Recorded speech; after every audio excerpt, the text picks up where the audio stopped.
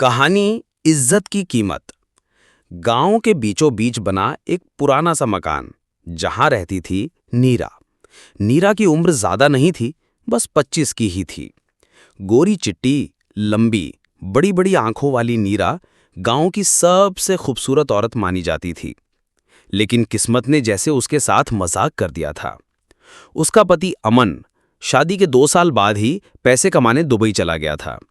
नीरा हर रात खिड़की से आसमान को देखती और सोचती, कब लौटेगा मेरा अमन, कब फिर से उसकी बाहों में सिर रखकर सो पाऊंगी।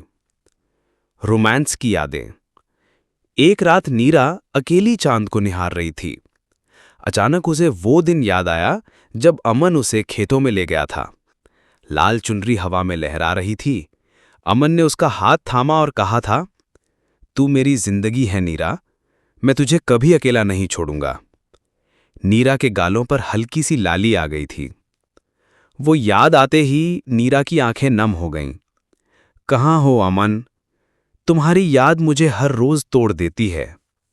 लेकिन गांव वालों की नजरों में नीरा की ये तन्हाई इज्जत नहीं, शक बन गई थी। औरतें कुएं पर पानी भरते वक्त काना फुस्सी करती, पति विदेश में है और ये अकेली रहती है, पता नहीं किससे मिलती होगी।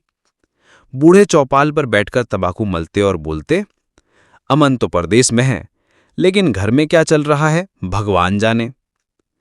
नीरा हर रोज ये ताने सुनती, लेकिन चुप रहती। वो जानती थी, लोगों का काम बोलना है, मेरा काम सहना है। गांव में जो राकेश था, उसकी खूबसूरती पर वो कब से फिदा था, लेकिन अब उसे मौका दिख रहा था। धीरे धीरे उसने नीरा के घर आना जाना शुरू कर दिया।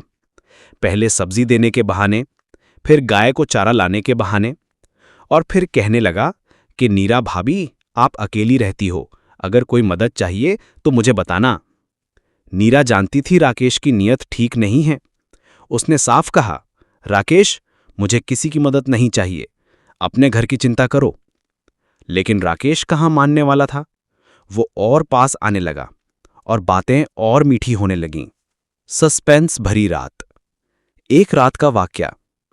नीरा अकेली कमरे में बैठी खत लिख रही थी। अमन को हर हफ्ते वो खत भेजती थी। अमन, लोग चाहे जितनी बातें करें, मैं सिर्फ तुम्हारी हूं, तुम्हारी ही रहूंगी। इतने में बाहर आहट हुई। पहले नीरा को लगा कोई जानवर होगा, लेकिन फिर दरवाजे की कुंडी हिली। नीरा का दिल जोर जोर से धड़कने लगा। कौन है? नीरा चिल्लाई। बाहर से राकेश की आवाज आई। दरवाजा खोलो नीरा, तुम्हें अकेलापन नहीं लगता, मैं हूं तुम्हारे लिए। नीरा कांप उठी। उसने गुस्से में कहा, दूर हो जा राकेश, अगर अंदर आने की कोशिश की तो अंजाम बुरा होगा। लेकिन राकेश पागल हो चुका था। वो दरवाजा तोड़कर अंदर घुस आया। ट्विस्ट। जैसे ही राकेश ने नीरा की ओर हाथ बढ़ाया, अचानक किसी ने उसका कंधा पकड़ लिया। राकेश मुड़ा तो दंग रह गया।